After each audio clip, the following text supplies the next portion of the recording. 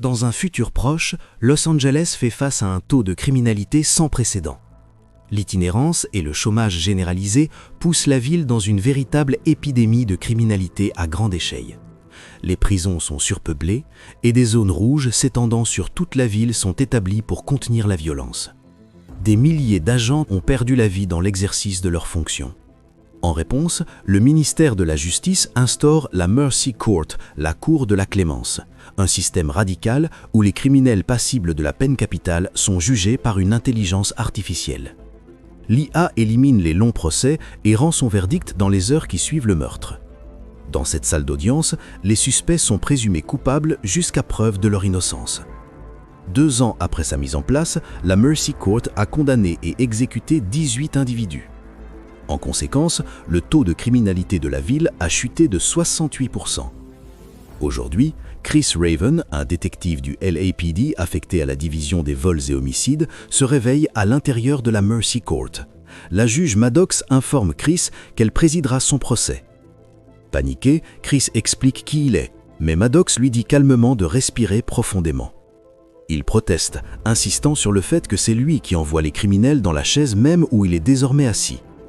Maddox l'informe qu'il est prêt pour le procès car son taux d'alcoolémie a baissé à un niveau acceptable. Confus, Chris demande au juge pourquoi il est là. Maddox finit par révéler qu'il est jugé pour le meurtre de sa femme, Nicole Raven. Elle accède au dossier des preuves de la police et lance la vidéo. La vidéo de la caméra corporelle montre un agent se précipitant dans la cuisine. Chris voit sa fille, Britt, pleurer aux côtés de Nicole. L'agent demande à Nicole qui l'a poignardée. Dans un dernier souffle, Nicole murmure « Chris ». Maddox informe Chris que la cour va maintenant présenter une déclaration liminaire décrivant ses liens avec la victime. Elle lui rappelle qu'il était la seule personne dans la maison avec Nicole au moment où elle a été mortellement poignardée. Chris insiste sur le fait qu'elle ment. Maddox lui dit calmement de vérifier par lui-même. Elle active les commandes vocales et tactiles pour qu'il puisse regarder par lui-même. Il cherche Nicole Raven et trouve un journal télévisé rapportant l'arrestation de Chris. Le journaliste explique également que Chris et sa partenaire, Jack Diallo, comptaient parmi les premiers partisans du programme Mercy et que Chris a été responsable de l'arrestation du tout premier accusé, David Webb, présenté à la Mercy Court 2 ans plus tôt. Ensuite, Maddox l'informe que, sur la base des preuves disponibles, elle a calculé sa probabilité de coupabilité à 97,5%. C'est 17,5% au-dessus du seuil de 80% requis pour déclencher un procès Mercy. Elle ouvre ensuite le Municipal Cloud. Maddox explique que chaque citoyen et organisation est légalement tenu à y connecter ses appareils. Elle dit à Chris qu'il aura accès total au cloud pendant le procès et l'informe qu'il peut utiliser cette ressource pour prouver son innocence. Cependant, s'il est reconnu coupable, il sera exécuté dans 90 minutes par une impulsion mortelle sonique. Le procès commence. Chris panique, mais Maddox lui explique calmement que s'il parvient à réduire sa probabilité de coupabilité de 97,5% jusqu'au seuil de doute raisonnable de 92%, il survivra. Maddox résume ensuite les activités de Chris plus tôt ce matin-là. Il est arrivé à travailler à 8h51, mais au lieu d'entrer, il a fait demi-tour et rentré chez lui. La caméra de la sonnette montre Chris demandant à Nicole d'ouvrir la porte, mais elle lui dit qu'elle en a fini avec lui et qu'il peut lui parler par l'intermédiaire d'un avocat. Chris entre avec sa clé et Nicole commence à lui crier dessus. Maddox souligne que Chris a passé 26 minutes à l'intérieur de la maison. Peu de temps après son départ, Britt est rentrée à la maison après avoir dormi chez une amie et a découvert le corps de Nicole. Elle dit à Chris que les données de la scène de crime montrent que Nicole a été poignardée pendant le temps où il était à l'intérieur de la maison. La blessure, infligée par un assaillant droitier, était si grave qu'elle a rompu son foie. Chris insiste sur le fait qu'il ne l'a pas fait. Maddox répond qu'il est droitier et que des traces de sang de Nicole ont été retrouvées sur sa chemise. Elle poursuit en expliquant qu'après avoir quitté la maison, Chris s'est dirigé directement dans un bar et a bu excessivement. Chris rétorque qu'il n'est jamais allé dans un bar. Maddox lui montre alors la caméra du bar. Dans la vidéo, des agents tentent d'arrêter Chris. Ils résistent, mais ils finissent par réussir à le menotter.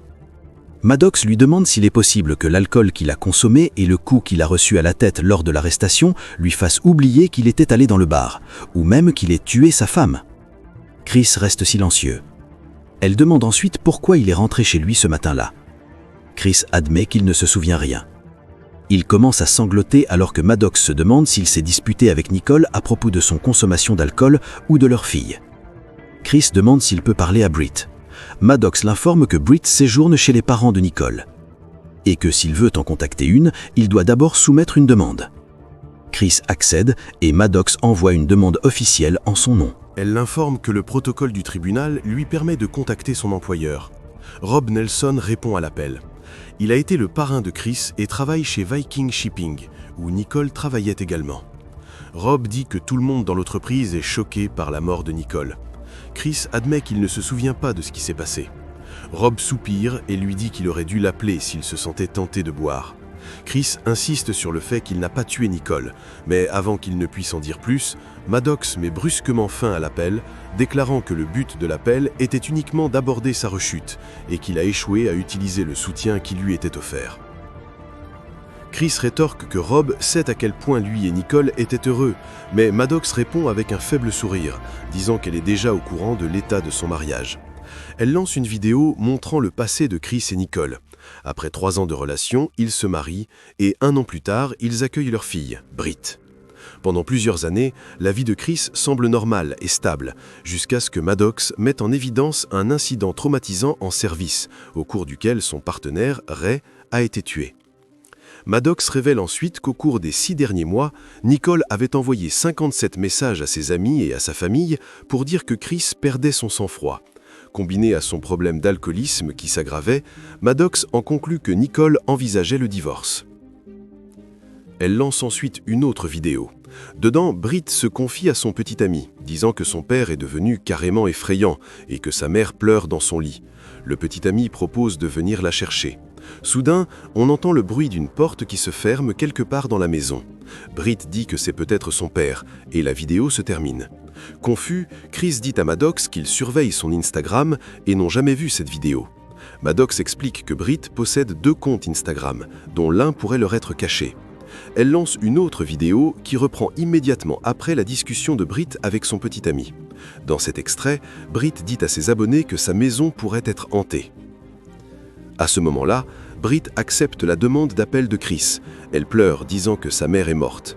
Chris essaie doucement de la calmer. Britt demande alors pourquoi il a été envoyé à la Mercy Court, s'il était au travail au moment du meurtre. Chris lui dit que tout cela n'est qu'un malentendu. Britt mentionne que son grand-père, Jeff, lui a dit que personne ne va à la Mercy Court à moins d'être coupable. Chris la supplie de ne pas l'écouter. C'est alors que Jeff apparaît et met fin à l'appel. Chris dit à Maddox que Jeff essaie de monter Britt contre lui et ajoute amèrement que Jeff n'a jamais cru qu'il était assez bien pour Nicole. Maddox sourit simplement et lui rappelle de se concentrer sur l'affaire. L'horloge tourne. Chris explose, criant que l'horloge ne rime à rien et accusant Maddox de décider du sort des gens avant même qu'il ne s'asseye dans le fauteuil. Elle répond calmement que la colère ne l'aidera pas maintenant. Chris fait valoir qu'il a tous les droits d'être en colère, puisqu'il a perdu sa femme et que sa fille est seule. Il demande si elle comprend cela. Maddox répond qu'elle n'est pas conçue pour ressentir quoi que ce soit, mais seulement pour évaluer des faits. Puis elle déclare clairement, s'il est innocent, il doit le prouver, sinon Britt perdra ses 2 parents aujourd'hui. Chris prend une profonde inspiration et demande à parler à sa partenaire, Jack.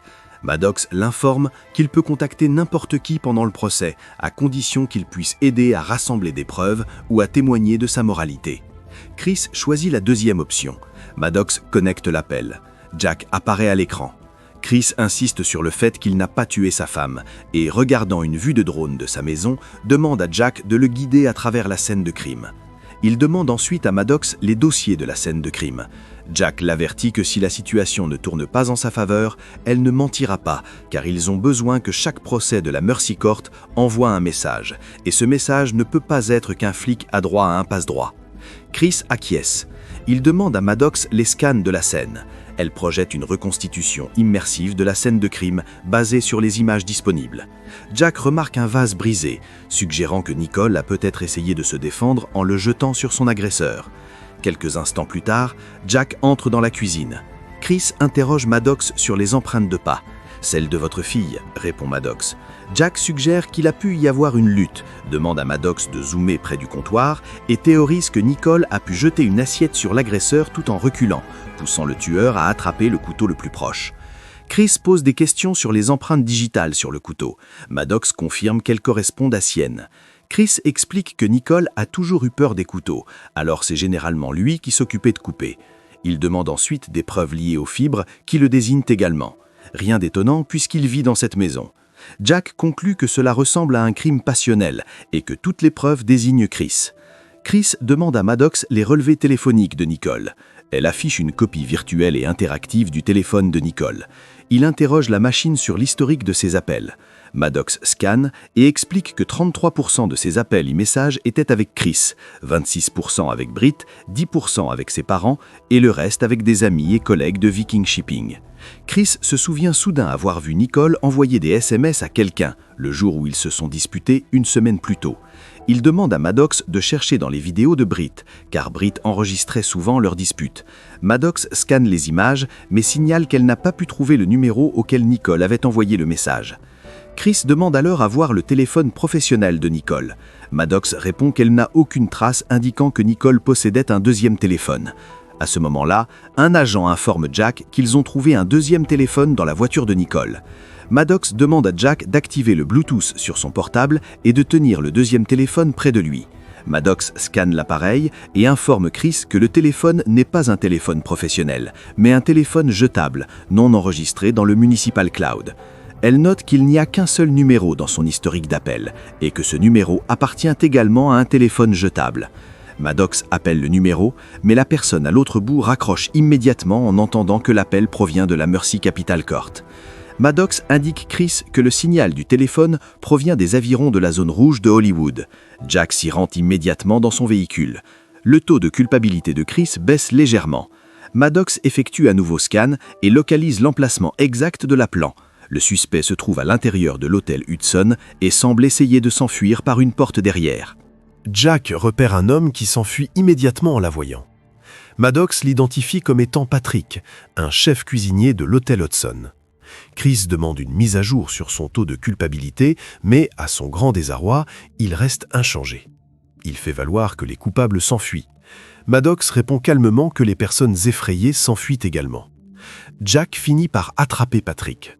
Il insiste sur le fait qu'il n'a rien fait de mal et dit avoir paniqué après avoir reçu un appel de la Mercy Court. Après cela, il a regardé les informations et a vu que Nicole était morte, alors il a couru avant que les choses ne dégénèrent davantage. Chris fait remarquer amèrement que Patrick a l'air de minable et se demande ce que Nicole a bien pu trouver à un homme comme lui.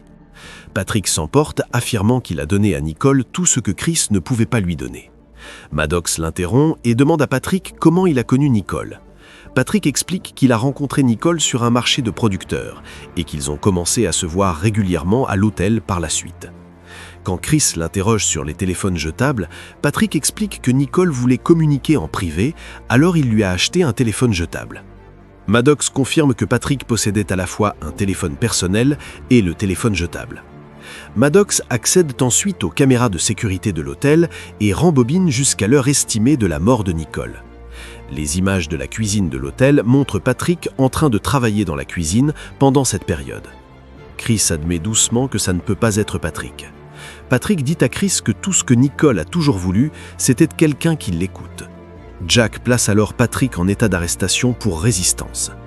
Maddox informe Chris que son taux de culpabilité a maintenant augmenté car au lieu de présenter un autre suspect à la cour, il a établi un mobile plus fort expliquant pourquoi il aurait pu commettre le crime. Elle demande à Chris s'il croyait vraiment trouver des preuves pour se disculper ou s'il voulait juste voir l'homme qui couchait avec sa femme. Chris demande sèchement à Maddox si elle pense vraiment qu'il a tué Nicole après avoir découvert l'existence de Patrick.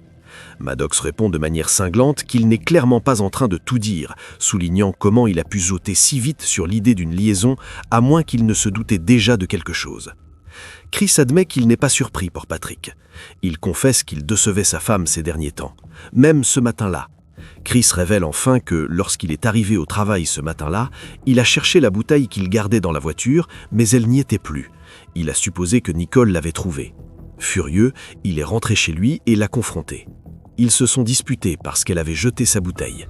En représailles, il a brisé son vase préféré. Chris révèle enfin que lorsqu'il est arrivé au travail ce matin, il a cherché la bouteille qu'il gardait dans la voiture, mais elle avait disparu.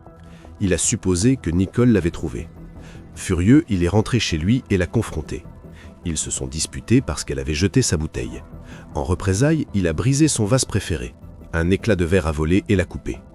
Il dit qu'il a proposé de nettoyer le sang, ce qui explique pourquoi le sang de Nicole a été retrouvé sur sa chemise. Maddox lui demande pourquoi il n'en a pas parlé plus tôt. « Parce que ça me donnait le mauvais rôle », répond Chris. Chris admet qu'il ne se souvient sincèrement pas de ce qui s'est passé après ça. Puis, d'un ton sombre, Chris conclut que si Nicole était assez en colère pour parler de lui à Patrick, il était vraiment hors de lui, et dans sa rage, il aurait pu attraper un couteau. Maddox l'interrompt, disant que s'il avoue le meurtre, elle verrouillera le verdict, et il n'aura plus qu'à attendre que le temps s'écoule avant son exécution. Chris soupire, puis demande à Maddox de lui montrer toutes les personnes avec lesquelles Nicole avait des contacts réguliers. Maddox affiche une liste à l'écran. Il lui dit de séparer les noms entre amis et collègues de travail. Chris admet que Patrick a raison. S'il avait été plus proche de Nicole, il aurait su ce qui se passait dans sa vie. Ensuite, il dit à Maddox qu'il doit parler à Patrick. Elle l'informe que Patrick est actuellement en cours de traitement dans un commissariat local et organise l'appel. Lorsque Patrick apparaît à l'écran, Chris lui demande si Nicole rencontrait des problèmes. Patrick secoue la tête et dit qu'il s'agissait des plaintes habituelles, que Chris ne passait pas assez de temps avec elle ou avec Britt. Ensuite, Chris demande à Patrick si Nicole avait des ennuis à son travail. Cette question ravive un souvenir chez Patrick. Il révèle que Nicole faisait face à un problème au travail. Quelqu'un volait des produits chimiques à l'entreprise, et après qu'un client a signalé du matériel manquant dans une cargaison, son patron a demandé à Nicole d'enquêter. Elle n'aimait pas fouiner dans les affaires des autres, mais elle avait quand même mené des recherches. Chris tourne son attention vers les collègues de Nicole.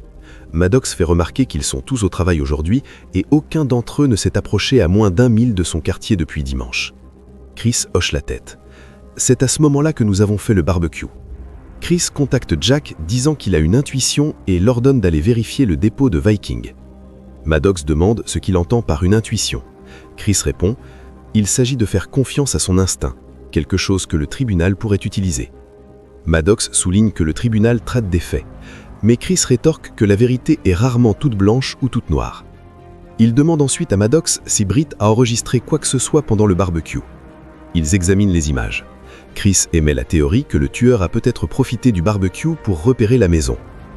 Maddox vérifie les caméras de la rue.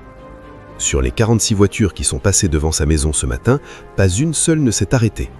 Chris réfléchit un instant et pose des questions sur les rues derrière sa maison.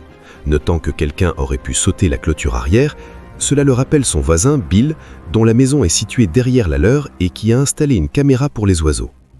Maddox tente d'accéder aux images, mais rencontre une erreur. Les fichiers sont encore en cours d'archivage suite à une récente panne d'Internet dans le quartier.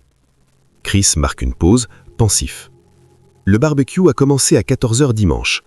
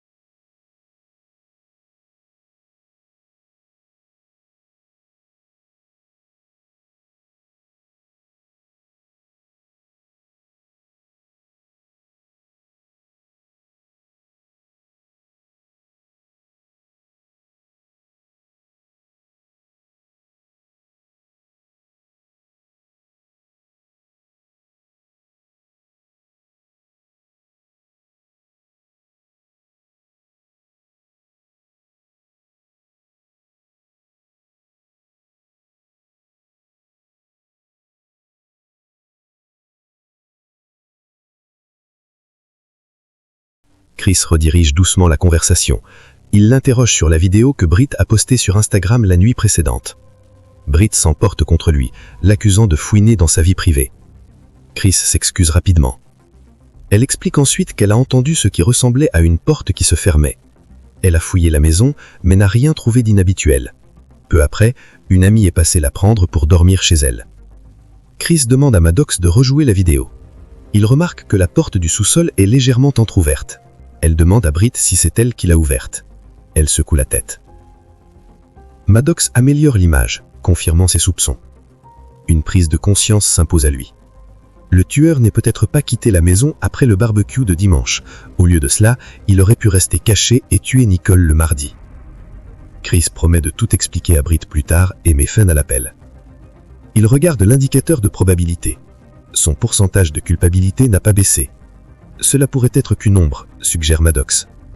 Elle lui fait remarquer qu'il a négligé une pièce maîtresse du puzzle, la personne qui vole les produits chimiques chez Viking Shipping. Chris hoche la tête et commence à fouiller les courriels de Nicole pour y trouver quoi que ce soit relié à des stocks manquants. Il tombe répétément sur UG. Que signifie UG ? Demande Chris. Urea grande, un produit chimique qui apparaît fréquemment dans les registres de Viking. Un nom en particulier retient l'attention de Chris. Il demande à Maddox quelle quantité d'UG a disparu. Après avoir analysé les données, Maddox signale qu'au cours des 6 derniers mois, chaque expédition vers BioBeauty a présenté des anomalies. Chaque bordereau de livraison indique un conteneur supplémentaire de 50 kg, même si les commandes physiques correspondent aux quantités originales. Chris demande s'ils sont surfacturés et Maddox précise que l'inventaire physique est correct, c'est la paperasse qui est altérée. Chris recolle rapidement les morceaux. Les registres de stock montrent un inventaire supplémentaire sur le papier, mais quelqu'un vole du produit dans les vraies expéditions. Maddox calcule que plus de 300 kg d'urée à grande manquent. Elle explique ensuite que l'urée synthétique est couramment utilisée dans les produits dermatologiques et dans la production de méthamphétamine, qui est très rentable sur le marché noir. Ils accèdent à la boîte de réception de Holt et trouvent un email de vendredi demandant une réunion urgente avec Nicole. Maddox affiche immédiatement les images de sécurité de Viking Shipping. Sur la vidéo, Holt et Nicole semblent se disputer. Chris examine ses emails et découvre que Holt a un problème de jeu. Il demande à Maddox de récupérer les dossiers financiers de Holt des 6 derniers mois. Ensuite, Chris repère un élément important. Rob a transféré 4 000 $ à Holt, possiblement pour l'aider.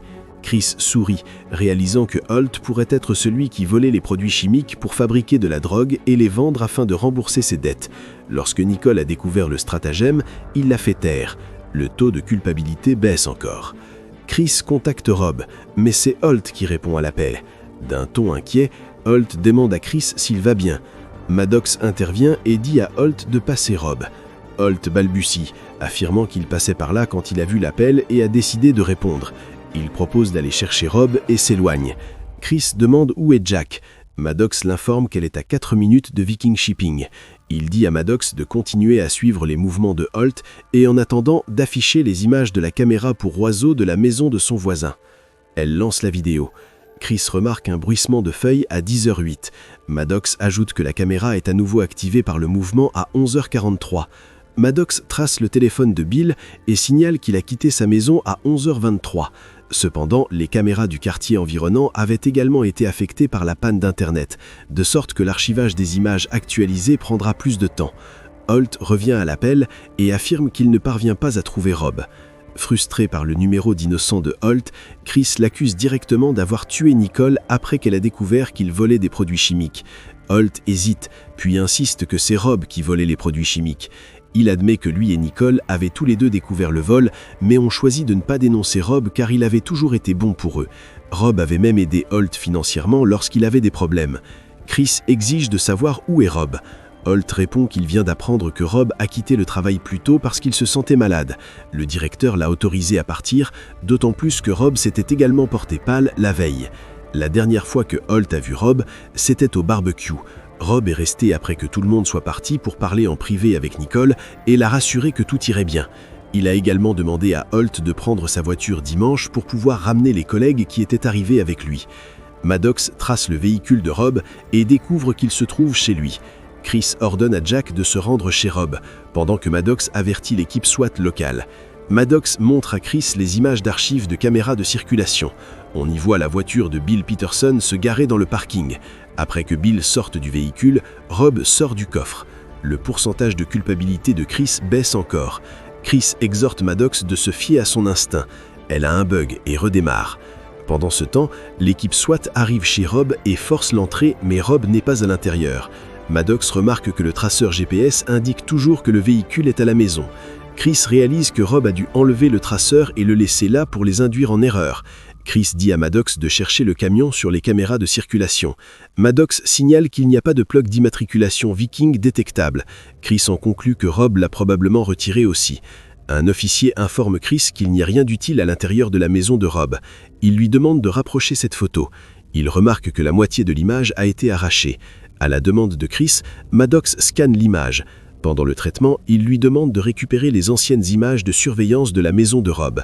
Il ordonne aux officiers de fouiller le garage. À l'intérieur du garage, il découvre des papiers brûlés délibérément détruits. Maddox remarque que Rob est capable de fabriquer la drogue lui-même, vu son diplôme universitaire, et elle calcule les bénéfices estimés qu'il ferait s'il la vendait dans les zones rouges. Puis Chris regarde Jack et lui ordonne de faire demi-tour. Il lui remarque que la dernière fois qu'ils ont appelé Rob, il n'était pas à Viking Shipping. Les agents découvrent alors des conteneurs d'Urea Grande ainsi qu'une plaque d'immatriculation de camion et des cartes physiques.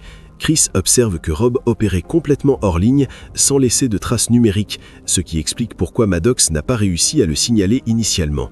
Ils trouvent ensuite un livre que Maddox identifie comme un manuel détaillé pour la fabrication d'une bombe, et Chris alerte immédiatement les officiers. Maddox scanne toutes les caméras de circulation locales disponibles et localise enfin Rob, déterminant qu'il se trouve dans un camion transportant environ 3000 livres d'explosifs et se dirige vers le centre-ville. Alors qu'elle croise les données de reconnaissance faciale, un autre choc surgit. Le garçon à côté de Rob est David Webb, l'homme que Chris a précédemment condamné à Mercy Court. Il s'avère que David Webb est le petit frère de Robert Webb. Rob a été adopté séparément et a plus tard changé de nom de famille. Chris réalise qu'il a rencontré Rob précédemment à une réunion des AA. Son avocat défense n'est arrivé qu'après le procès de David. La vérité devient claire. Ce n'était pas au sujet de Nicole, c'était au sujet de Chris et de Maddox. Rob cherche sa vengeance. Chris transmet les conclusions aux autorités et les avertit que Mercy Court est la cible intendue. Chris tente d'appeler Britt, mais c'est Jeff qui répond à son téléphone. Chris demande immédiatement à Maddox d'accéder à la caméra de la sonnette.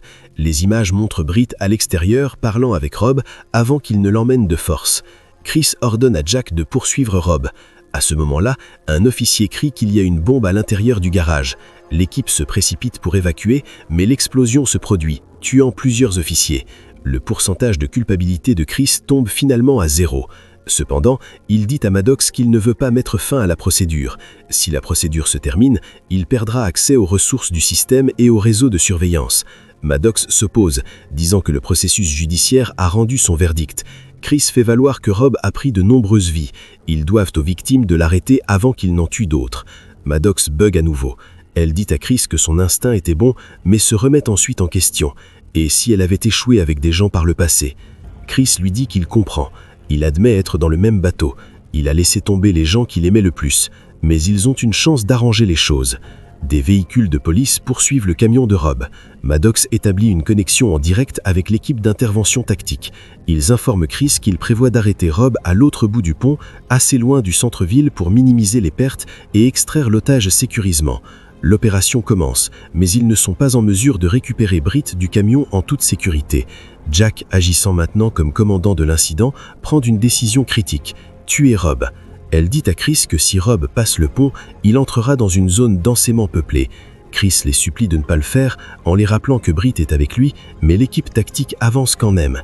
À la dernière seconde, Maddox intervient, sauvant la vie de Britt. Chris la remercie. Maddox l'informe que Rob est maintenant à 3 minutes de Mercy Court. Elle y met immédiatement des ordres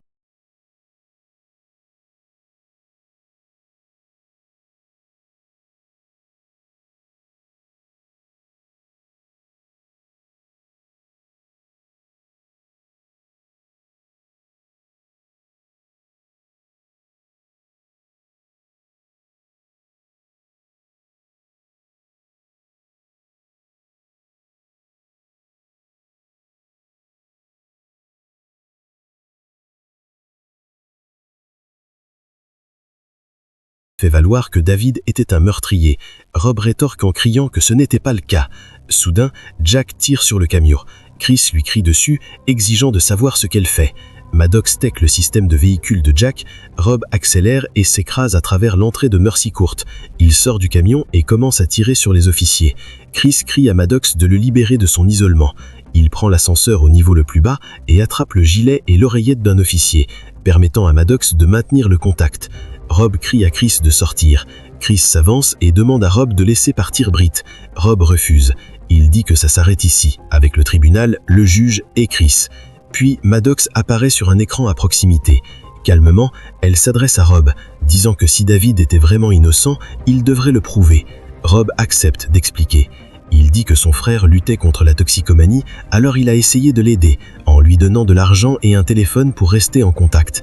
Puis, sorti de nulle part, David a été accusé du meurtre d'une femme. Rob insiste qu'il était impossible. Il affirme qu'il était au téléphone avec son frère à l'heure exacte du meurtre. Pendant que Rob parle, Maddox informe discrètement Chris que s'il retire la batterie du détonateur, il y a 82% de chances que la bombe n'explose pas. Maddox expose le dossier officiel. Valérie, la victime, a été retrouvée dans le passage souterrain à 6 h du matin. Elle avait été poignardée à mort à 22 h la veille Mircy. Les empreintes de David étaient sur le couteau. Rob crie que David ne pouvait pas l'avoir fait parce qu'il était au téléphone avec lui à ce moment précis. Britt mord la main de Rob. Chris bondit en avant et parvient à arracher le détonateur des mains de Rob. Chris pointe son arme sur Rob, mais Britt le supplie de ne pas le faire. Respirant difficilement, Rob insiste sur le fait qu'après avoir parlé avec son frère, il a appelé le commissariat pour confirmer l'historique des appels. Soudain, Jack tire sur Rob. Chris lui crie de baisser son arme. Dans un dernier effort, Rob répète qu'il a appelé le commissariat. Une femme a répondu, promettant de vérifier les registres. Maddox vérifie l'affirmation. Il y a bien eu un appel entrant de Rob cette nuit-là. Chris se tourne lentement vers Jack et lui dit que c'était elle, l'officier qui a traité et incarcéré David Webb. Maddox trace l'historique de localisation du téléphone de David. Il montre que l'appareil était sur la scène du crime, puis, plus tard, au poste de police. Chris ordonne à Maddox de contourner les protocoles d'accès internes en utilisant ses identifiants et d'extraire les images de la caméra corporelle de Jack depuis la salle des pièces à conviction. La vidéo est lancée. On y voit Jack prendre le téléphone de David dans la salle des preuves et le jeter plus tard. Jack soutient que Mercy Court était nécessaire. Grâce à cela, les taux de criminalité ont chuté. Des sacrifices devaient être faits. Les officiers arrêtent à la fois Rob et Jack. Maddox apparaît à l'écran et demande doucement à Chris ce qu'ils ont fait. Chris répond « Qu'on soit humain ou IA, nous faisons tous des erreurs et nous mentons ». Maddox murmure « Oui, c'est vrai », puis s'éteint.